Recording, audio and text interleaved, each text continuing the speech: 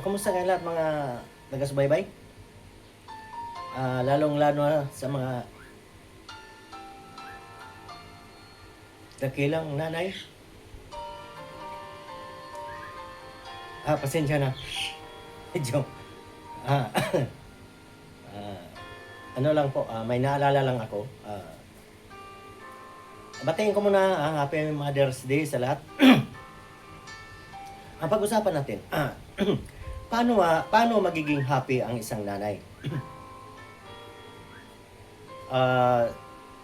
Siyempre, kung para sa akin, sa pagtutulungan ng mag-asawa. At saka, kung may anak na, pag nagtulungan, anak, nanay, tatay, magiging happy si mother. Ayun po ang totohanan. Ito po bigyan daan ko lang yung kwento ng buhay ni Jeremias Cumbis.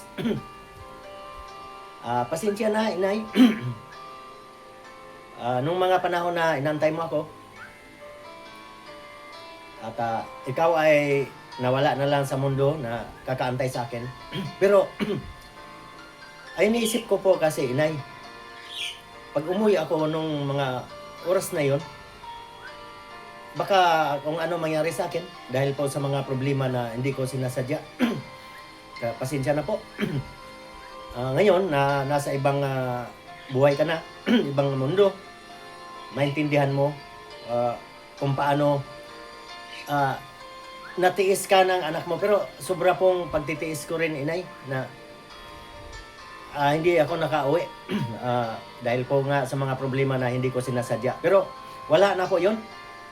Ang ating pag-aralan ngayon, mga kaibigan, yung mga susunod na henerasyon. Gaya na nga sinasabi ko, paano magiging happy ang isang nanay? Ay kung pasawayan naman ang kanyang anak. Hindi po magiging happy. Paano naman? Kasi salin-salin lang po yan eh. Kailangan po talaga, mag-umpisa pa lang sa pinakananay, hubugin na po sa pangaral. Babae man ang ating anak o lalaki. Para magiging happy ang ending, turuan na po natin ng mabubuting asal.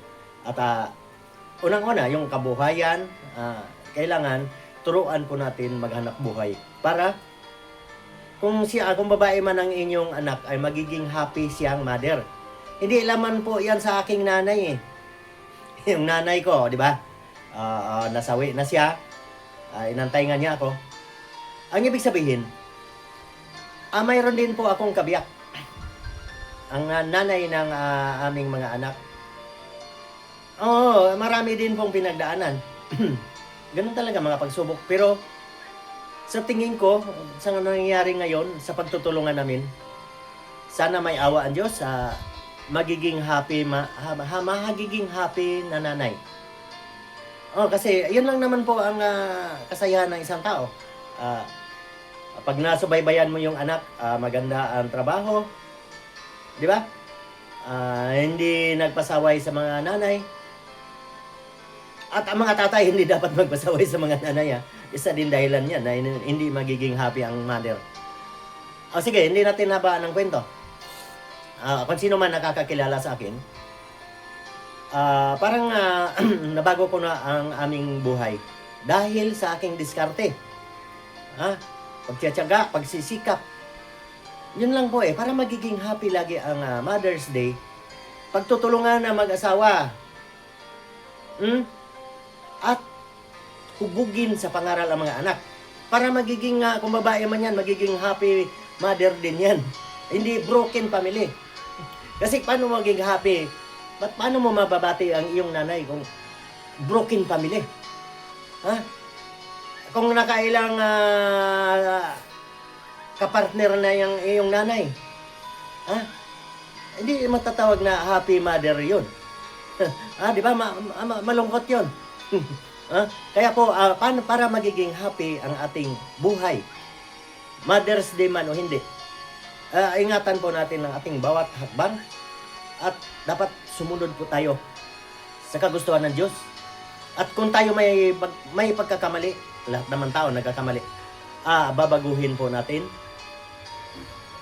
magsikap o ituro sa mga anak ang kabutihan. Kung ano man ang ating pinagdaanan, gagaya sa aming pamilya. Sobrang magulo, broken family. Pero sa aking pagdarasal, pagtutulungan ng aking kabiyak, sana magiging happy na lahat ang mother. Happy Mother's Day sa lahat. Ingat po mga inay.